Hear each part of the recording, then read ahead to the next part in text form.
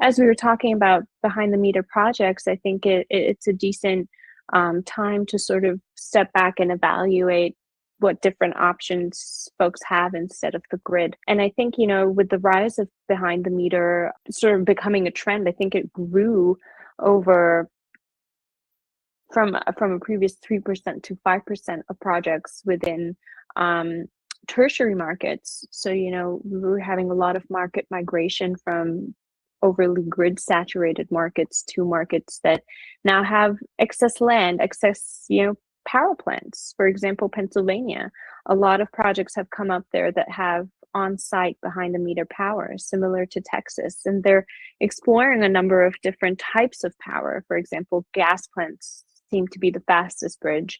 They do have a moderate likelihood to deliver, and they do have a backlog, but it is a route that developers are able to take.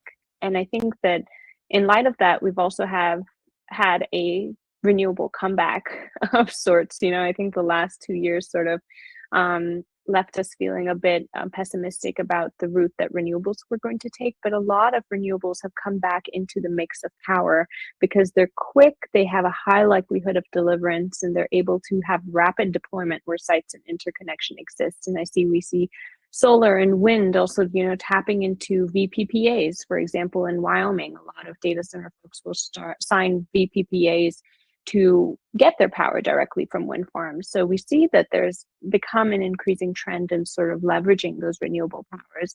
We've seen an increase in nuclear as well, very sustainable, long-term path of power. And even though the market for it is a bit smaller, which is why its likelihood to deliver is low, we've seen the development for nuclear power, SMRs, it's increasing. Builds might be slow for this year and the next, but we're expecting that probably 5 years down the line, we see a larger boom in nuclear power for data center development. And we see, transmission substations, we have 1 to 5 years, medium likelihood. I mean, hopefully this increases with whatever reforms each ISO is taking to make sure that power is coming about.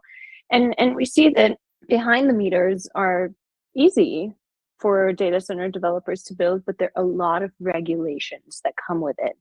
So ultimately, the reliant power source remains the grid. We see that behind the meter projects are newer. Data center folks don't know if they can fully rely on them without the supplementary infrastructure or support. And it's nice to see that the grid stays kind of as the top power choice for most developers here.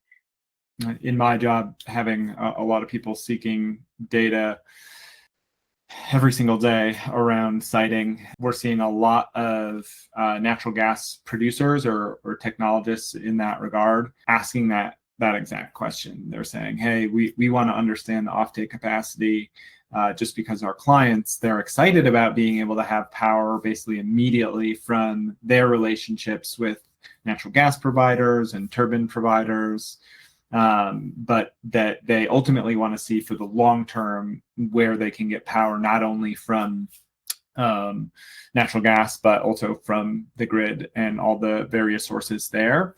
And pulling kind of a paraphrase quote from one of the hyperscale developers at a conference, one of the things they're looking at, dependent on the type of data center that they're building, is having the ultimate site be a location where you have pretty large underground storage of any type of fuel for natural gas to be able to continue to have that baseload and or backup power.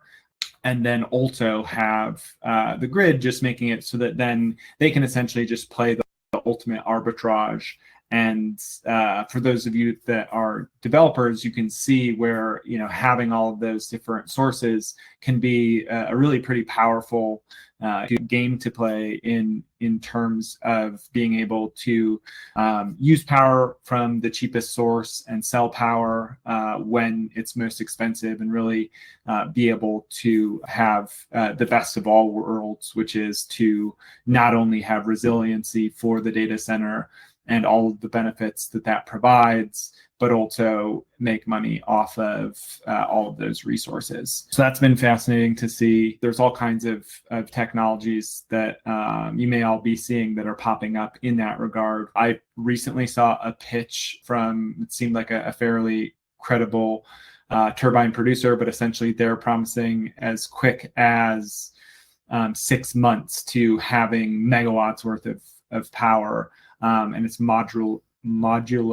built. That's what they're doing. So really exciting stuff. Absolutely. I think it's really encouraging for data center developers to see that they have a bit more autonomy. Initially, I think that people or developers were a bit scared to simply solely rely on the grid, but it's nice to see that ultimately the fate of their data center lies in their hands now versus in the hands of a very constrained and oversaturated grid. So it's nice to see that things are changing in the way that the market is developing. And I think that this sort of nudges us towards seeing ultimately it does come down to really analyzing what's in your area, because you're given a number of options, but it comes to a parcel by parcel sort of analysis where we're seeing that folks really need to know what they have in their area, and they have to be able to understand supplementary infrastructure, understand what large load exists in the area, what behind the meter projects are existing in the area, and sort of really scout that before they take an option and decide to do site control and due diligence there.